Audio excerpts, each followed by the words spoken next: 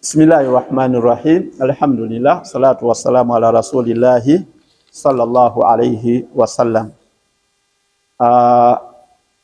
Nabi sallallahu alayhi wasallam yatukoba mku hadisi ya Thuban marfu'a, ani Thuban marfu'a, ayuma mura'at sa'alat zawjiha talaq min ghairi ma ba'sa faharamun alayha raihatul janna, rawahul hamsa ila an-Nasa'i.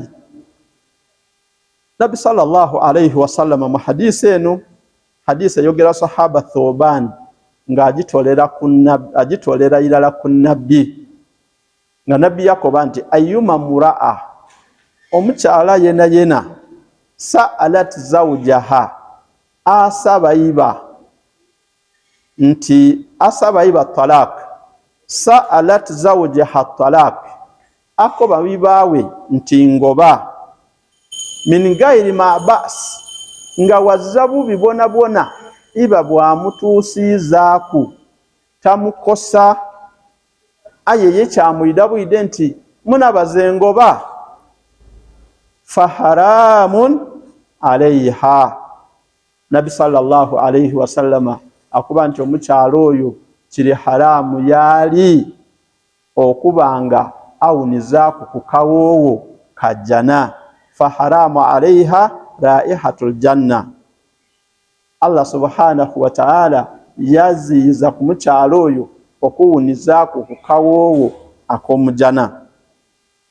Bwabanga nabbi akuba nti omukyalo ntajja kuwuniza ku kawoowo ka jana, kiba kitegeeza nti ejana tajja kujingirira ilala. Ekitegeeza kino kiba minal kabairi, kimu ku bisobya ebinene omukazi kyayinza okukola ki, okugwamu, okukoba iba nti munanze ngoba.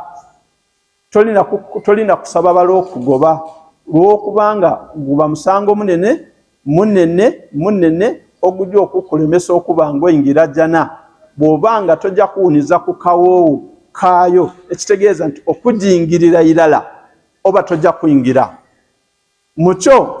Nkwewazisa omukyala yenayina anaawulira vidiyo eno okusaagira ku musaada oti nze oba ngoba waire nga oli kukyogera mu kusaaga, oba baba gundi osobola okungoba n'akukoba nti nkugobye, talaka eba ekoze eki, eba engire ayedukira niwe oba ogisabye, niwe omusaagiza nti oba baba gundi osobola okungoba, yena yakukoba nti nkugobye.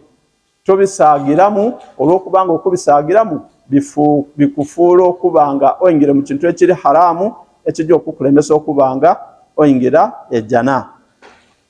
Tukuume okubanga twekumira ku mirimu emirungi. Mu mirimu emirungi ibaada enungi mulimu n'ibaada ey'obufumbo, ate nga ibaada donna omulimo gwado kutulungamya kuyingira jana. Tubenga titutolawo ebyo bijja kutuyingiza jana, bijja kuba nsonga ife okubanga tukola ki, tuyingira jana. Saba Allah subhanahu wa ta'ala tugabirire jana olw'emirimu emirungi egyo gye tukola, gibe ensonga Allah okubanga ikiriza byonna bye tubanga tukola, era atuwe jana naddala jannatu al-firdaus. Abdunur basalirwa. Assalamu alaikum wa rahmatullahi wa barakatuh.